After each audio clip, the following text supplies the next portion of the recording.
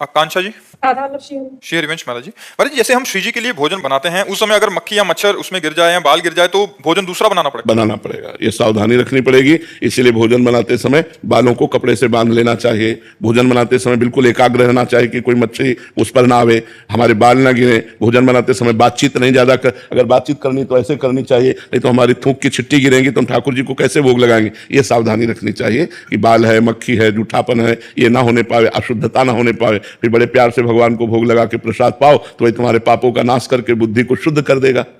मनुजा जी जबलपुर से।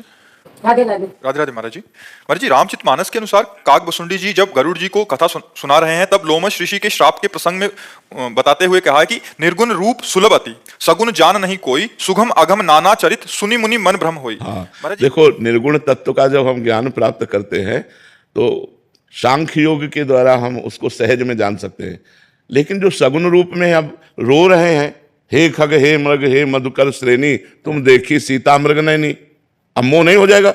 देखो, सती जी को मोह हो गया जब भगवान श्री राम ऐसा पुकार करके कह रहे थे, हे खग हे मृग हे मधुकर श्रेणी, तुम देखी सीता मृग नैनी। तो भवानी जी के मन में आया कि दशरथ पुत्र राजकुमार है। उसी समय भगवान शंकर ने जय सच्चिदानंद परम धाम की जय। ये कैसे हो सकता है? भगवान शिव प्रणाम कर रहे हैं, जय सच्चिदानंद परम धाम, सच्चिद आनंद परम धाम स्वरूप। अगर ये परम धाम स्वरूप है तो जैसे शिव सर्वज्ञ वैसे सर्वज्ञ होने चाहिए। अगर ये सर्वज्ञ होते तो ये पूछते क्यों, हे खग हे मृग हे मधुकर श्रेणी, तुम देखी सीता मृग नैनी। अगर सर्वज्ञ नहीं तो शिव जी ने सच्चिदानंद कह के कैसे प्रणाम किया? अस संशय मन भयो अपारा। भगवान शंकर ने समझाया, सुनो, ये लीला कर रहे हैं मुनि धीर जोगी विमल संतत मन से जिनका ध्यान करते हैं, ये परब्रह्म परमात्मा है। लेकिन सती जी के मन में बात शिव जी की जमी नहीं कि अगर परब्रह्म है तो हे खग मृग हे मधुकर श्रेणी, ये क्यों? भगवान शंकर ने कहा, जो तुम्हारे मन अति संदेहु तो किन जाई परीक्षा ले हो। गई और सीता का रूप धारण किया कि अगर ये राजकुमार दशरथ नंदन है तो देखते ही कहेंगे, आओ सीता मिल गई, आओ आओ सीते आओ। हे खग हे मृग, जब रो रहे हैं तो देखते ही गले लग जाएंगे सीता, बस हम समझ जाएंगे राजकुमार हैं।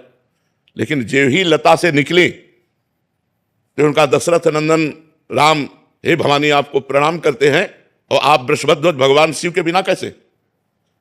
कहा बहोरी, कहां वृषकेतु, वृषकेतु जिनकी ध्वजा में धर्म का चिन्ह है, विपिन अकेली फिरो के ये अकेले कैसे भगवान शंकर के बिना? सती जी कांप गई, क्योंकि तुरंत प्रणाम किया भगवान राम ने। सती जी कांप गई। अब देखती अनंत ब्रह्मांडों में अनंत राम, अनंत ब्रह्मा विष्णु महेश सब सेवा कर रहे हैं। ओ वैभव की चकरा गई, खोपड़ी आंख मूंद के बैठ गए। तो फिर देखा तो फिर वो ऐसे पूछ रहे, हे खग हे मृग हे मधुकर। वापस आ गई। भगवान शंकर ने कहा, कुछ परीक्षा ली? इतना भयभीत हो चुकी थी भगवान की महिमा देखकर, उनका कछु न परीक्षा लील गुसाई कीन प्रणाम। तो कोई परीक्षा नहीं ली, बस जैसे आपने प्रणाम किया था वैसे ही हम प्रणाम करके आ गए। भगवान शंकर ने कहा, ऐसा कैसे हो सकता है? मेरे कहने पर संदेह नहीं गया और वहां केवल प्रणाम करके चली आई, झूठ। तब देखो शंकर धरि ध्याना, सती जो चरित कीन सब जाना, शिव संकल्प कीन मन माही, यही तन भेंट सती अब नाही। जाओ, मैं तुम्हारा परित्याग करता हूं, आज से मैं पत्नी पद पर तुम्हें नहीं बैठा लूंगा, क्योंकि तुमने सीता का रूप धारण किया और सीता हमारी मां के समान पूज्य है। सबकी बुद्धि को प्रकाशित करने वाली देवी सती है। या देवी सर्वभूतेषु बुद्धि रूपेण संस्थिता, नमस्तस्यै नमस्तस्यै नमस्तस्यै नमो नमः। जब उनको सगुण चरित देख करके संशय हो गया तो और किसको नहीं हो सकता? इसीलिए काकभुसुंडी जी कहते, निर्गुण की महिमा समझना सहज है, लेकिन सगुण की महिमा। जब भगवान अपने सखाओं के साथ श्री बाल कृष्ण बैठे हुए हैं वृंदावन की कुंज में, कोई केला का पत्ता, कोई ढाक का पत्ता, ऐसे बड़े बड़े पत्तों में अपनी अपनी भोजन सामग्री निकाली। एक ने मुंह में छाछ डाली बड़ी मीठी, इशारा किया कन्हैया को मुंह से मुंह में ट्रांसफर। ब्रह्मा जी देख रहे हैं, परब्रह्म है। अहीरों के छोरा अपने मुंह की जूठन उनके मुंह में डाल रहे हैं, पहले कोई नहीं देता। क्यों? क्योंकि पता नहीं खट्टी हो, हमारे कन्हैया को खट्टी लग जाए। पहले स्वयं दाल भात, हाँ बढ़िया, अब वो अंदर जाएगा नहीं, अब वो कन्हैया के मुख में जाएगा।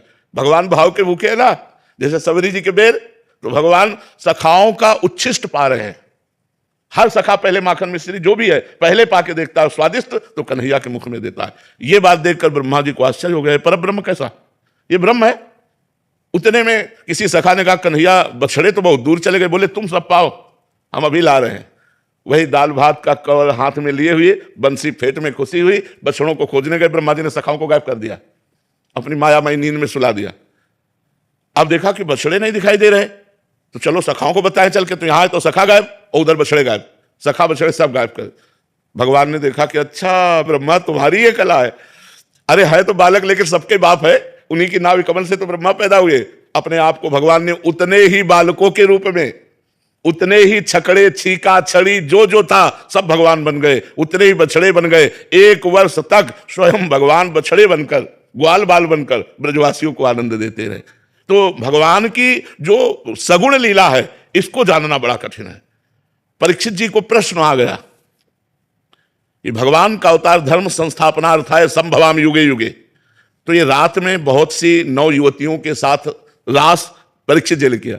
तब श्री सुखदेव जी ने कहा परीक्षित तुम समझे नहीं, गोपी नाम च तत्पति नाम सर्वे साम्य उच्च, गोपियों के पतियों के और सबके हृदय में जो आत्मा रूप से विराजमान है और स्व प्रतिबिंब विभ्रमा, जैसे बालक अपने प्रतिबिंब के साथ खेलता है ऐसे भगवान अपने आप से अपने आप में खेल रहे हैं। तो बड़े बड़ों को भ्रम हो जाता है सगुण लीला देखकर, निर्गुण लीला में कोई भ्रम नहीं होगा, क्योंकि निर्गुण की कोई लीला ही नहीं, वो तो आत्मस्वरूप पर ब्रह्म परमात्मा स्वरूप है, उसका ज्ञान प्राप्त करो इसमें स्थित। और इनकी लीला 6वां दिन है, छठी मनाई जा रही है और पूतना को मार दिया, 6 कोस का शरीर जिसका।